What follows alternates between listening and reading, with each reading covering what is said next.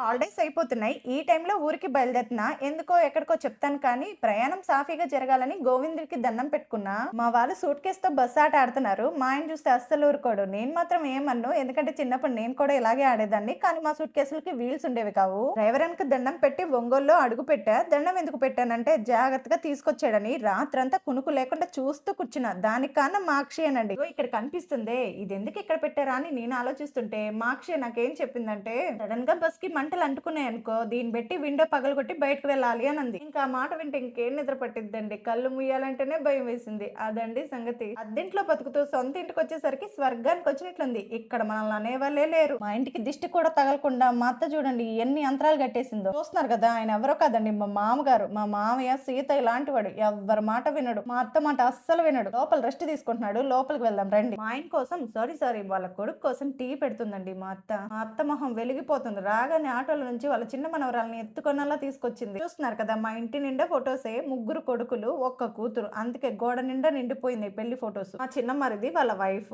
మా రెండో మరిది వాళ్ళ వైఫ్, నేను, మా ఆయన, ఇంకా మా అత్త మామ. ఫొటోస్ ఐడియా నేనే ఇచ్చానండి. పెద్ద కోడలుగా నేను వచ్చినప్పుడు మిగతా 2 కోడలి మా అత్తగారిది ఇలా రావాలని చెప్పాను. మా ఆయన ఇలా సెట్ చేశాడు. ఇంకా వీళ్ళిద్దరు మా అమ్మమ్మ తాతయ్య. మీరు ఆల్రెడీ మన ఇంట్లో కూడా చూసే ఉంటారు. నా వీడియోస్ ఫాలో అయ్యే వాళ్ళకి తెలిసే ఉంటది. మా అత్త నేను చేసుకోలేను, నాకు 3 గదులు కావాలని సింపుల్ గా కట్టించుకుంది. ఆ 3 కొడుకులు 3 ఇల్లులు పైకి లేపేశారు.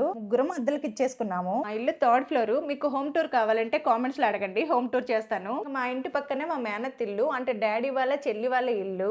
చెప్పి అలిసిపోయావు, కనీసం జావన్న తాగు అని మా మేనత్ తెచ్చిచ్చింది. సరే, ఇంతకీ ఒంగోలు ఎందుకు వచ్చానో చెప్పలేదు కదా, సరదాగా మీరే గెస్ చేయండి.